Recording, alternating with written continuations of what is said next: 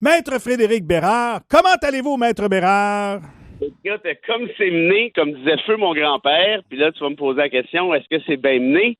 Je veux dire, la réponse varie à chaque minute dans une journée. Ah oui, hein? Bon, ben moi, c'est bien mené, les affaires, je te le dis tout de suite. Ça va bien? Oui, ça va bien. Ça va bien. As-tu bien mené tes lunettes d'éclipse, toi, hier, ou... Le bout du nez, mon vieux. Bon. Regardez ça aller, j'étais au chalet. 96,4%, pas l'éclipse complète, presque. Puis après ça, c'était tout. 98% de mon garage, moi, hier, puis je trouvais que les lunettes, c'était comme moyen. Fait que j'ai mis ma cagoule de skidoo. Ris pas. Aide-moi un peu, là. Je peux pas que j'ai ri. Ris pas. J'ai mis ta cagoule de skidoo pour que t'avais peur de quoi, au fait? Écoute, ce que je vais te dire là. J'ai mis mes lunettes sur mon nez. J'ai mis ma cagoule. Là, ça va. Suis-moi. Concentre-toi, là. Ah oui. Rien que ça. Bon. Fait que j'ai mis le front de la cagoule par-dessus le rebord de ma lunette sur le dessus. Et ce qui couvre mon museau, je l'ai remonté jusqu'en dessous. Fait que j'ai coupé toute lumière extérieure qui rentrait entre... Écoute-moi. Ouais. Entre la lunette puis ma face. Et je pense que j'ai amélioré la performance de ma lunette de beaucoup. Je savais que tu étais un perfectionniste, là, mais là, tu viens de poigner une coche. Puis tu t'es pas fait arrêter toujours? Ben écoute, je conduisais pas, là, le SMAT. J'étais assis en dessous de mon garage à maison. Il y en a qui se sont fait interpeller par les flics pour bien moins que ça. Il y a un gars cacheur cagoule avec des lunettes, monsieur, qui n'arrête pas de regarder en l'air. C'est pas bon, ça. Fait que ça a été une expérience sublime avec ma femme, avec sa fille et avec sa maman. Mm-hmm. Ah oui? Oui, puis Yolanda, la maman de ma femme, Yolanda, elle regardait le soleil. Ça faisait une demi-heure qu'on regardait l'éclipse à peu près. Tu sais, là, on voyait l'intrusion de la Lune vis-à-vis du soleil. Là, on voyait le point noir qui grossissait, puis le croissant du soleil qui s'amoindrissait. Et à un moment donné, une demi-heure plus tard, elle dit « Hey! Je vois un point noir sur le soleil! Hey, ça fait une demi-heure qu'on le regarde, je vois le vert. » Oui, mais elle avait pas de cagoule, elle. C'est ça. C'est exactement ça le truc, mon frère. Voilà. Prochaine éclipse, achète-toi une cagoule.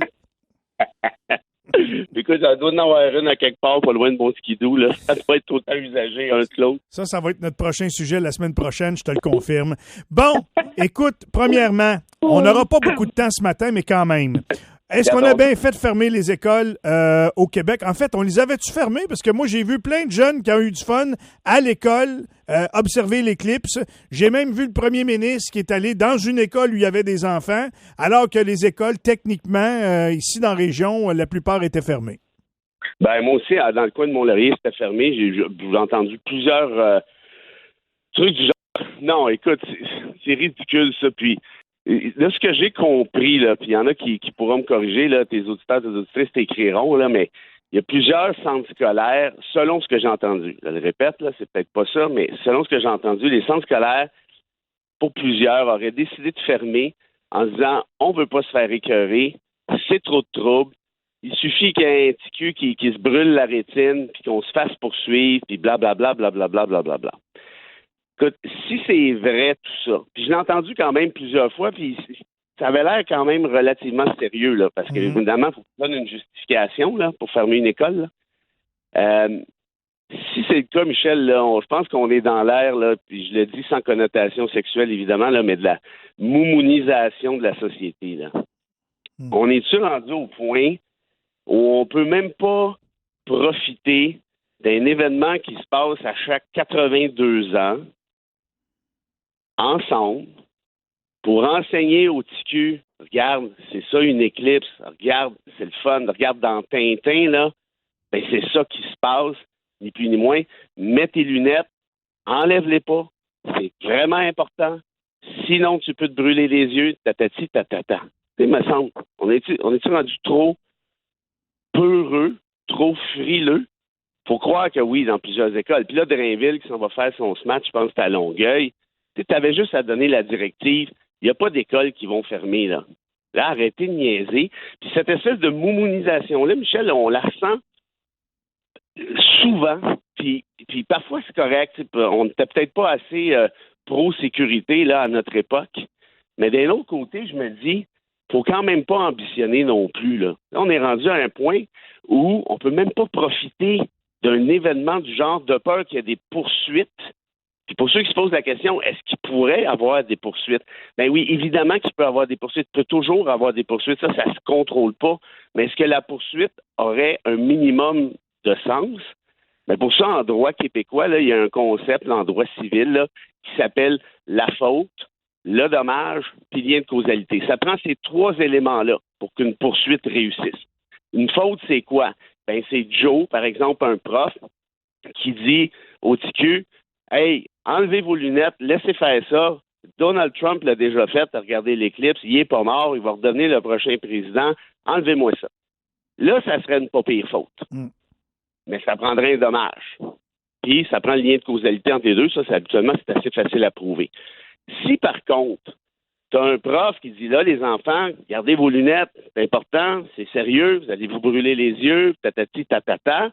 Puis là, tu as un petit morveux qui décide de faire le clown, puis il enlève les lunettes, puis il regarde, le prof le voit pas, puis il arrive quelque chose. Bien là, je pense que la prof va pouvoir dire, ben moi, j'ai donné une directive, j'ai surveillé, j'en ai peut-être manqué un, mais j'en ai 38 à surveiller, tatati, tatata. Probablement que la Cour, dans un cas comme celui-là, dirait au centre scolaire, OK, c'est correct.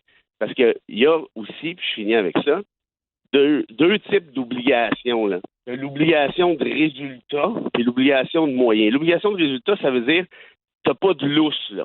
Faut que ce soit parfait. Mais l'obligation de moyens, qui est habituellement celle qui s'applique, ben, c'est de dire tout simplement, regarde, fais ton mieux, donne tes directives, surveille, mais après ça, il y a des limites à ce qu'on peut imputer. Hier, partout dans les cours d'école, il y avait des parents qui se sont portés volontaires pour aller avec leurs enfants à l'école pour vivre ce beau moment-là. Bon. Ça aurait été quoi des écoles de dire, écoutez, s'il y a quelqu'un dans votre entourage que ça leur tente de venir donner un coup de main à tous les profs et les intervenants, ils sont bienvenus. Il y en aurait eu trop de monde pour surveiller les enfants. Écoute, tu regarderas avec tes auditeurs. Moi, je suis d'accord avec toi, là, évidemment. Puis tu demanderas à tes auditeurs. Moi, ce qu'on m'a dit, encore là, on est au stade de la rumeur, mais qu'il y a plusieurs centres scolaires qui, contrairement à l'époque, font de moins en moins d'activités qui pourraient être considérées comme problématiques. Des trucs de ski, des trucs de piscine, des trucs de ce que tu veux. Puis si c'est le cas, parce que c'est trop dangereux, parce que les compagnies d'assurance capotent, parce qu'ils ont peur de se faire écœurer, se faire poursuivre, patati patata. Si c'est le cas, ce serait vraiment, vraiment dommage qu'on soit rendu là. Parce que ça, ces sorties-là, souvent, hein, c'est une manière de donner de la chance à des TQ qui n'en auraient pas autrement, d'aller justement essayer de faire du ski une journée, aller peu importe où. Et l'autre affaire, c'est qu'un, des TQ qui n'auraient peut-être pas cette chance-là, et d'autres, des TQ que, oui, leurs parents ont peut-être l'argent nécessaire, mais ils l'ont jamais essayé. Puis là, ils se découvrent peut-être une passion ou un truc à faire entre amis. C'est un peu ça le rôle de l'école aussi, hein. C'est pas juste d'instruire, c'est d'éduquer aussi. Puis pour éduquer, mais ça prend autre chose que des livres, que des mathématiques. Ça prend aussi un peu de, comment je te dirais, un peu de culture, un peu d'audace, un peu d'aventure, un peu de curiosité. Et ça, si on a perdu ça, si la rumeur que j'ai entendue est vraie, franchement, là, ça confirme l'hypothèse de la momonisation. Et ça, franchement, je pense que ça va être une petite catastrophe à moyen long terme. Je te remercie de ce beau commentaire sage. Je vais y revenir d'ailleurs en éditorial dans à peu près 15-20 minutes. J'ai préparé quelque chose là-dessus. Puis mieux encore, je vais recevoir un directeur d'une école privée. Je vais admettre, c'est mon école, le Collège Saint-Alexandre. J'ai passé 5 années là. Et eux autres, hier, c'était pas une journée de congé, c'était une journée d'école. Puis ils en ont profité pour faire ce que tout le monde, je pense, aurait dû faire, vivre l'éclipse, puis en même temps développer un côté académique à tout ça, un apprentissage lié à tout ça. Fait que on va en parler avec le directeur qui va être en studio avec nous autres dans quelques instants à l'émission. As-tu une petite... C'est ton ancien directeur? Non, il était juste dans la cohorte avant moi, lui. C'est ça. Il est de mon âge. C'est de valeur. Oui, il est de mon Ancien âge. directeur a peut-être une couple d'histoires à nous conter. À Saint-Alex, plusieurs histoires. Oui. Plusieurs histoires. Puis j'entrerai pas là-dedans avec toi matin, mais c'est ça. Je veux garder ma job. Fait que... Fait que c'est ça. Bon, as-tu une petite citation? As-tu une citation? Hein? Ça se bouscule dans ta tête. Tu es en train de te demander laquelle histoire sortira en premier? Non, ça c'est une bonne histoire. Là, c'est parce qu'on est tard dans le temps, on n'a plus le temps, Fred, désolé. C'est une valeur, hein? On prendra ça. As-tu une petite citation très courte pour sortir, mon Fred? Vite. Le super écrivain Émile Zola, Germinal notamment, qui disait ceci, Michel. Oui. Chaque fois que la science avance d'un pas, c'est qu'un imbécile la pousse sans faire exprès. Et tabarouette, hein? C'est bon. Il pensera avec ta gueule. Salut, mon gars de skidoo. À plus tard. Salut, Toro. Bye-bye. Bye-bye. Voilà pour les commentaires de Fred Bérard. Restez là, effectivement, dans quelques instants. On va parler avec le directeur des études au Collège Saint-Alexandre, M. Pierre Marinier, qui va être avec nous. Hier, c'est une belle journée pour eux à Saint-Alex. Pas mal de monde qui ont participé à cet événement-là. Restez à l'écoute.